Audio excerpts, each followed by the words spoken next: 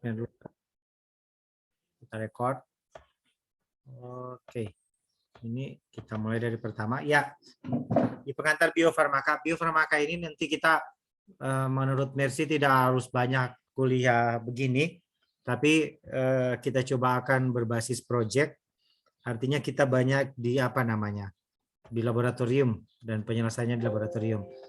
Nah, untuk ini pengantar biofarmaka ada 3 dosen, saya, Dr. Noni, dan Dr. Nita Tengker, Dr. Noni dan Dr. Nita Tengker yang akan mengampu mata kuliah ini.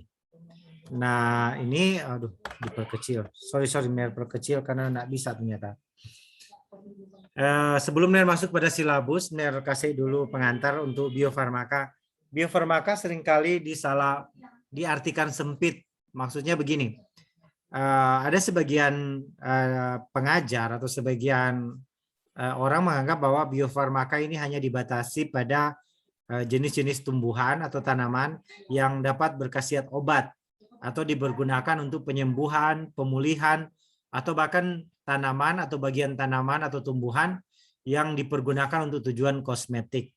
Tapi sebenarnya kalau dilihat dari arti kata biofarmaka itu merujuk pada 2 komponen sebenarnya, yaitu fitofarmaka. Kalau bahan bakunya tumbuhan. Tapi di Indonesia memang sedikit berkembang, tapi di luar negeri terus istimewa Korea dan Cina itu yang paling banyak justru banyak berkembangannya adalah yang kedua yaitu zoofarmaka. Di Cina banyak sekali memanfaatkan bahan baku dari hewan untuk obat, cacing, kalajengking, ular dan sebagainya. Kalau Anda search pengobatan herbal di Cina, Anda akan banyak mendapatkan pemanfaatan itu bahan bakunya untuk tujuan obat, kosmetik, penyembuhan, pencegahan dan sebagainya. Bahan bakunya justru dari hewan. Hewan ini baik hewan laut, kalau di Korea banyak hewan laut yang digunakan, bintang laut, bulu babi dan sebagainya itu mereka gunakan sebagai bahan baku untuk obat. Sehingga definisi sempit dari biofarmaka yang hanya lebih menekankan pada jenis-jenis tumbuhan, kalau menurut Mener itu kurang tepat. Seharusnya biofarmaka juga merujuk pada hewan dan tumbuhan. Di Indonesia memang pengobatan atau penggunaan bahan baku hewan untuk obat sedikit. Tapi di Cina dan di Korea itu banyak sekali menggunakan bahan baku dari bahan baku dari hewan. Bahkan yang saya tahu kepercayaan orang Cina dengan mengkonsumsi sesuatu itu memberi efek-efek farmakologis seperti mengkonsumsi terenggiling. Anda tahu terenggiling yang katanya asalnya COVID-19, SARS-CoV-2, mengkonsumsi hewan-hewan langka, hewan-hewan yang sulit ditemukan itu memiliki efek medikal atau efek farmaka atau efek obat untuk di Cina. Tapi di Indonesia sedikit berkembang. Orang Indonesia justru menganggap bahwa atau lebih mengarah pada pemanfaatan tumbuhan, tanaman sebagai bahan baku untuk pengobatan. Ya, jadi di sini kita samakan persepsi dulu bahwa biofarmaka itu not just limiting untuk tumbuhan, tapi sebenarnya juga untuk hewan.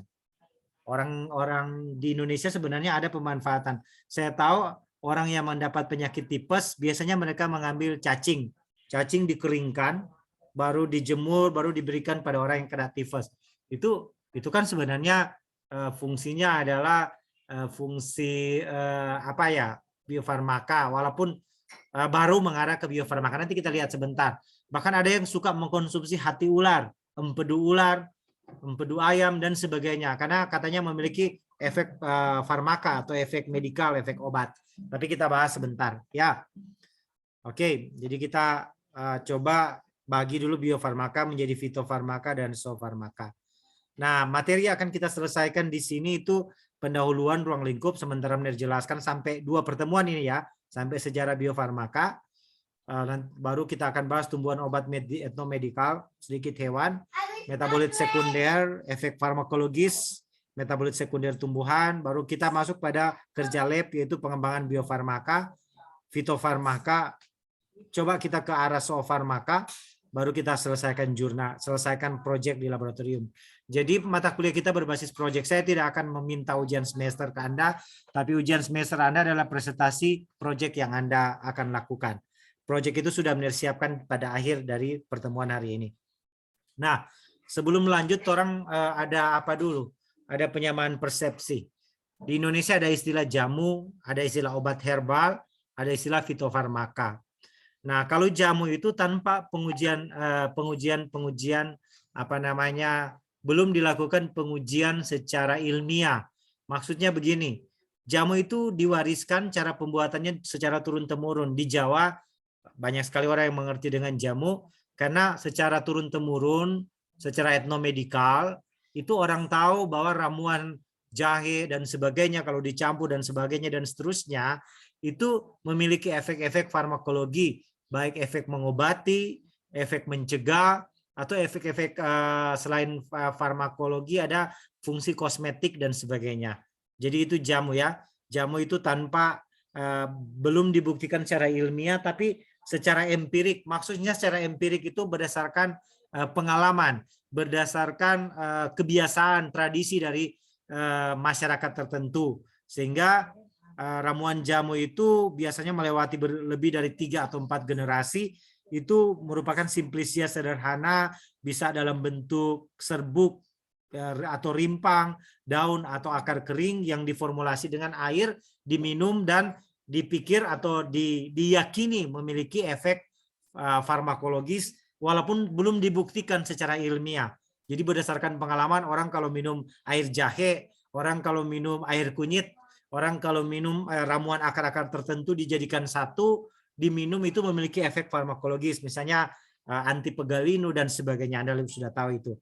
Nah, ada perkembangannya setelah jamu bisa berkembang menjadi obat herbal. Kalau dia sudah berkembang menjadi obat herbal, itu sebenarnya bisa dikatakan jamu yang naik kelas setelah melewati uji praklinis, baik uji in vivo maupun uji in vitro. Ya, contoh begini. Ada yang dikembangkan obat herbal dari Garcinia mangostana. Tahu Garcinia mangostana?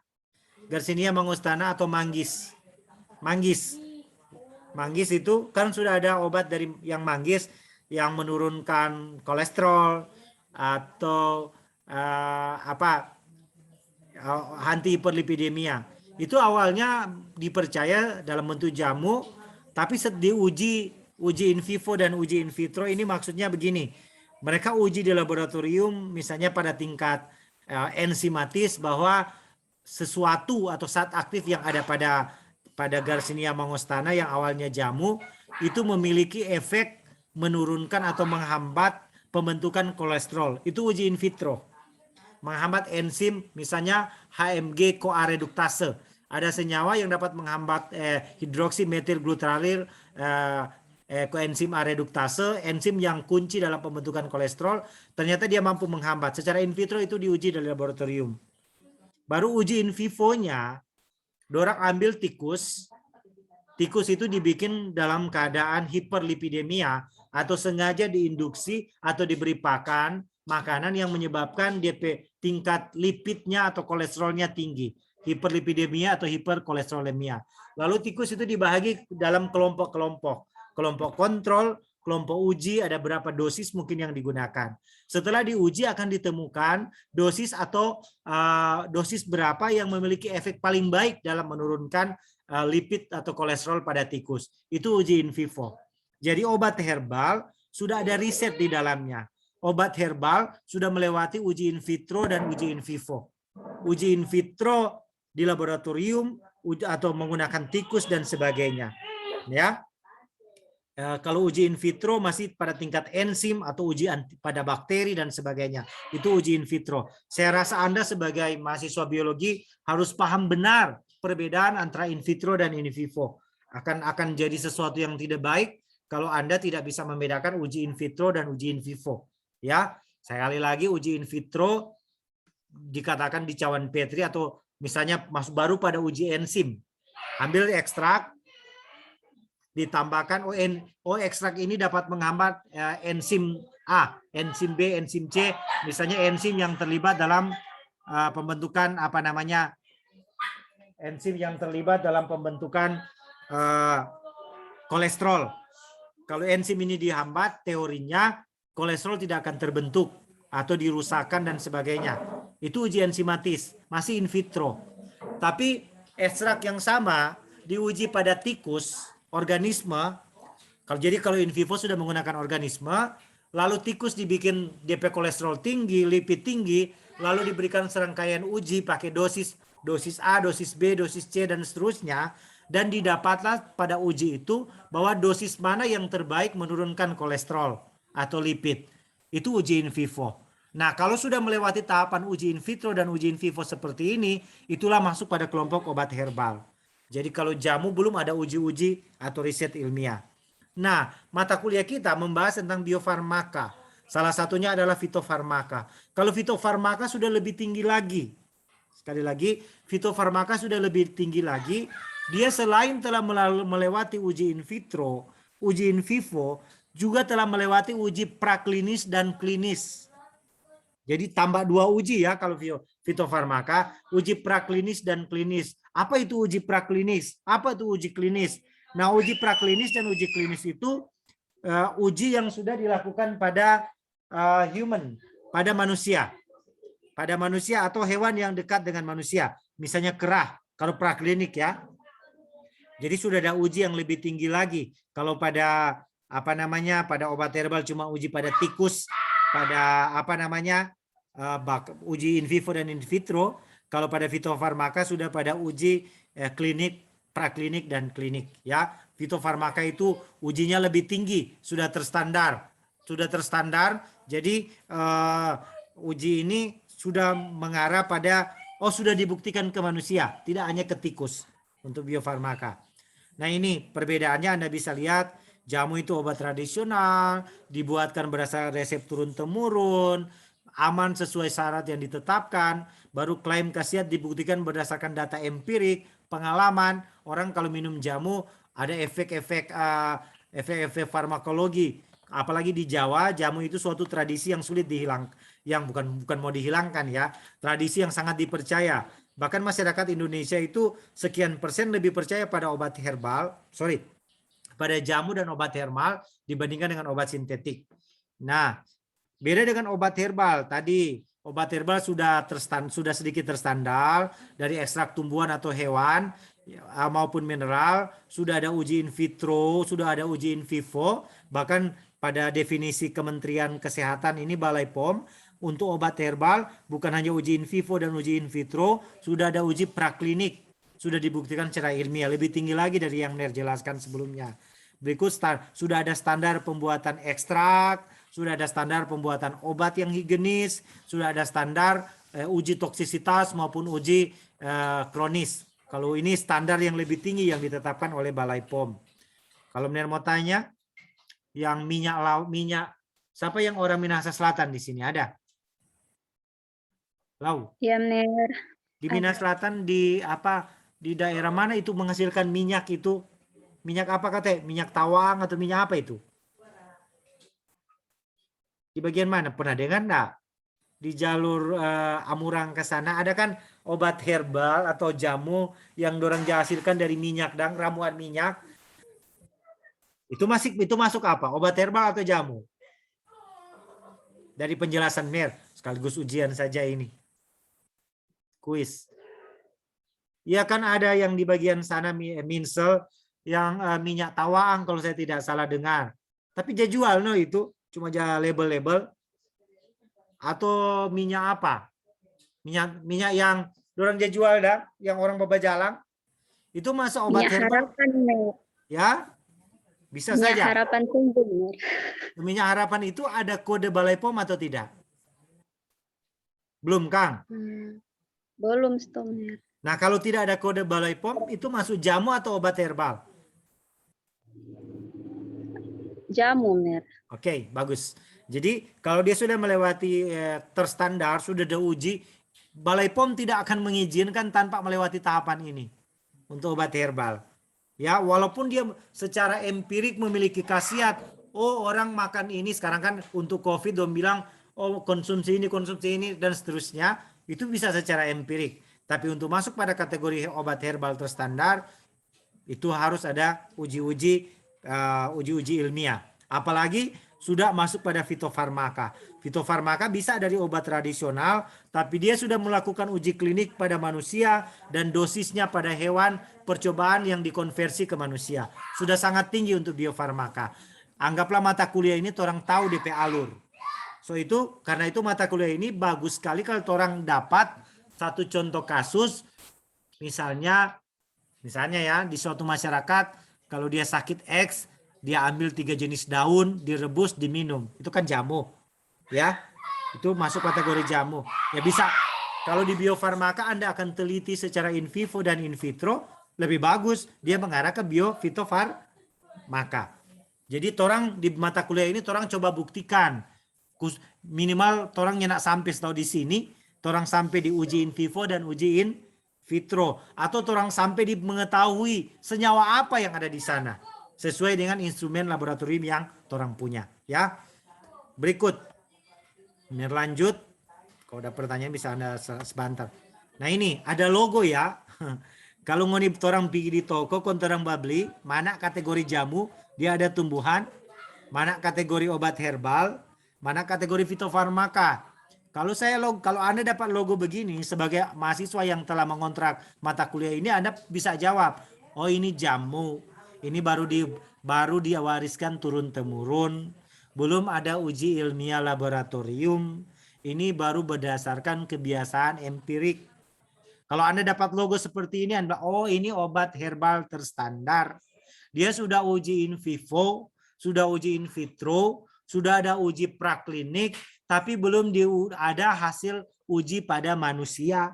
Ini baru obat herbal terstandar. Tapi kalau Anda sudah beli obat, dapat logo seperti ini, yang seperti ini logonya, oh ini sudah fitofarmaka. Dia pasti sudah diuji pada manusia, sudah melewati tahapan uji klinik. Ini lebih terbukti dibandingkan ini. Obat herbal lebih terbukti dari jamu. Fitofarmaka lebih terbukti dari jamu dan obat herbal. Saya harapkan mata kuliah biofarmaka Anda paham ini. Sehingga Anda bisa menjelaskan ke orang tua atau lingkungan Anda. Tidak harus jadi apoteker. Nah saya salah. Saya lebih familiar atau lebih memihak pada obat herbal dan jamu fitofarmaka daripada obat sintetik. Karena ini sebenarnya racun. Obat itu kan punya perbedaan tipis dengan racun. Kalau Anda konsumsi sesuai dosis itu obat. Kalau Anda konsumsi melebihi dosis, dia akan mengganggu metabolisme. Maka dia akan bersifat toksik atau racun. Ya, ada perbedaan tipis antara obat dan racun. Karena itu simbol dari farmasi, kalau Anda lihat, itu ular Kang yang ada di gelas. Pernah lihat logo farmasi?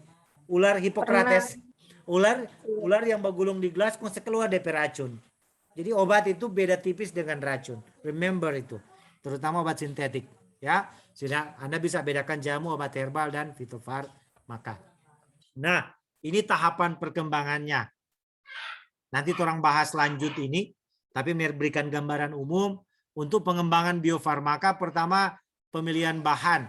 Ini pemilihan bahan ini yang menija tanya Pak oma-oma no, atau orang-orang tua, kalau tanaman ini dia mengobati apa so?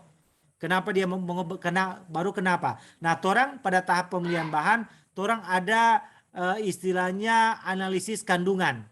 Analisis kandungan ya. Berikut uji klinik. Setelah uji klinik, di uji klinik itu ada uji toksisitas, praklinik dan klinik. Di pemilihan bahan nanti ada uji in vitro dan in vivo juga bisa di sini. Baru selanjutnya kita masuk pada standarisasi, uji praklinik. Pada standarisasi, orang sudah bisa lakukan penentuan dosis. Orang sudah bisa bikin penentuan sediaan. Apakah obat herbal atau jamu yang telah dikembangkan jadi obat herbal dan akan diketeruskan menjadi fitofarmaka dalam bentuk tablet, dalam bentuk sediaan cair, dalam bentuk sediaan padat dan sebagainya. Bahkan di mata kuliah ini orang mau bikin dalam bentuk teh. Dalam bentuk teh. Remember, dalam bentuk teh. Jadi orang tinggal nanti orang beli DP teh celup kan dia jual DP tempat itu. Ada bahan yang orang akan kembangkan dalam bentuk teh, ada dalam bentuk lotion. Tahu itu lotion? Karena bahan yang tersedia itu, kalau bisa juga yang menang PKM, orang bikin dalam bentuk lilin aromaterapi. Apa kan bimbingan NER yang TESA, dia kembangkan dalam bentuk lilin. Tolong doakan siapa tahu dia lolos PIMNAS. Ya, itu. Nah, orang coba. Kalau untuk standarisasi, orang bisa tentukan expired atau tidak. Kalau jamu dan obat herbal nggak bisa orang tentukan DP expired, diduga-duga lah. Kalau yang apa sudah bisa ditentukan expired dan tidak kalau sudah mengarah pada biofarmaka, ya, fitofarmaka. Nah ini, kalau Anda mau tambah silakan. Saya tawarkan ini. Produk yang akan kita buat. 1 teh celup, praktik project kita. Kalau Anda mau tambahkan silakan. Yang penting yang cek, yang bisa pandu di sini. Teh celup dari sarang lebah dikombinasi dengan ekstrak cengkih dan pala. Ada yang mau tambah? Ini project 1. Proyek 2, sarang lebah dibuat menjadi lilin, baru ditambahkan beberapa ekstrak bunga, pala, cengkih untuk dibuat menjadi lilin aromaterapi. Yang ketiga, kita akan bikin lotion anti nyamuk. Apa tahu ini boleh ke lotion anti nyamuk itu dari bahan cengkih, bahan di sini, VCO dan lain-lain. Masih mau cari. Ada tawaran project ini 3 kelompok. Sekarang diskusi, yang usah takut bercerita. Ada tawaran, silakan. Kalau ada tawaran, yang penting Anda rasa bisa selesaikan. Ya, ini ujian Anda. Progresnya mid semester cek, itu nilai mid. Produknya semester kita akan ambil, kasih tunjuk ini DP produk, ini tuh teh, ini tuh lilin ini tuh lotion Sudah selesai, itu nilainya. Silakan diskusi. Ada yang mau bertanya? Silakan. Ada yang mau usul yang lain? Persilakan. Kalau ada usul yang lain, mau bikin kapsul, mau bikin tablet, no, nggak masalah. Yang penting bahannya Anda bisa dapatkan. Cynthia, Helena dan Kalau sebagainya. misalkan apa ketuk mau tanya, kalau misalkan yang kapsul dengan tablet itu DP langkah awal kan orang ambil misalnya dari tumbuhan atau hewan, Ya. terus sampai jadi kapsul dengan tablet, apakah orang semua belajar sampai di mid semester kalau orang semua pakai produk itu DP proses perkembangan kan ini prosesnya 4 bulan, Cynthia. Cuma begini kok, kalau orang mau baking dia kapsul, ada alat yang mesti lewati DP nama freeze drying. Freeze drying itu beku kering. Misalnya orang ekstrak dari cengkih dengan pala. Kontrol dapat DP ekstrak toh. Ekstrak kan dalam bentuk gel. Untuk mau isi di kapsul, dia kan mesti dalam bentuk serbuk, Cynthia. Jadi orang mesti baking dia dibekukan, tapi kering, tapi tidak boleh dalam suhu panas. Karena suhu panas akan menghancurkan senyawa-senyawa aktif yang berkhasiat obat. Saya tahu alat itu belum ada dapat orang. Itu baru ada di Bogor. Waktu kuliah S2, ada pakai tuh alat itu yang namanya freeze drying. Kalaupun ada alat, ada di Manado sekarang sudah perusahaan jamu. Ini pernah dengar di siaran radio yang dibuat dari 24 jenis buah. Kalau nenek dengar, cari tahu no. Ada dorongnya jual, memiliki khasiat kata ini itu masih masuk obat herbal, masih masuk jamu kalau belum dibuktikan.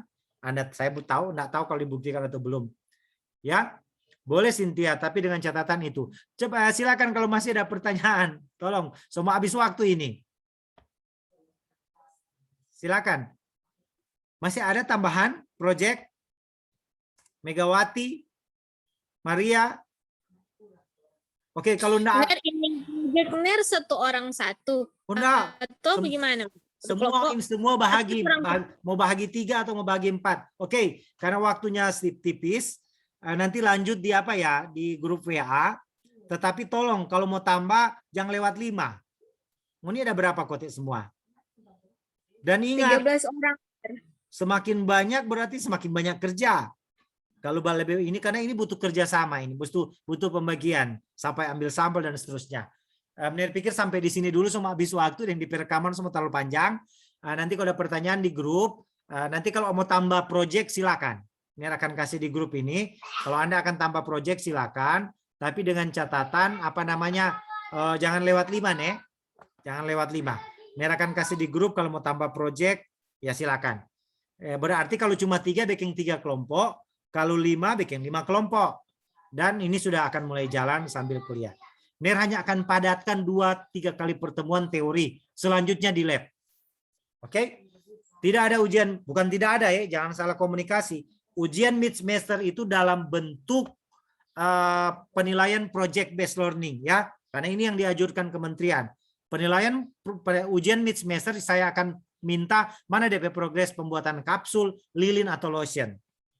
NER hanya lihatkan progres presentasi. Ujian semester hanya akan tunjukkan ini produknya NER yang saya buat. Mungkin sampai di sini dulu. Mohon maaf sekali waktunya terbatas. Berikut mungkin orang lewat LMS nih. Karena kalau di LMS apa yang bertanya dapat poin. Kalau di sininya enggak terekam karena dapat poin. NER pikir sampai di sini dulu. Terima kasih atas kehadiran. Tolong mau diskusi di grup mau bahagi berapa kelompok ini. NER tunggu kalau boleh sebentar ya. Baik Maria, Esther, Runike, Megawati, Helma, Olin, Natalina dan Cynthia. Tolong bikin daftar hadir di grup WA ya. Karena kalau di Zoom ada kalau di LMS ada daftar hadir, di sini enggak ada. Oke? Menir pikir sampai di sini. Terima kasih. Nanti kita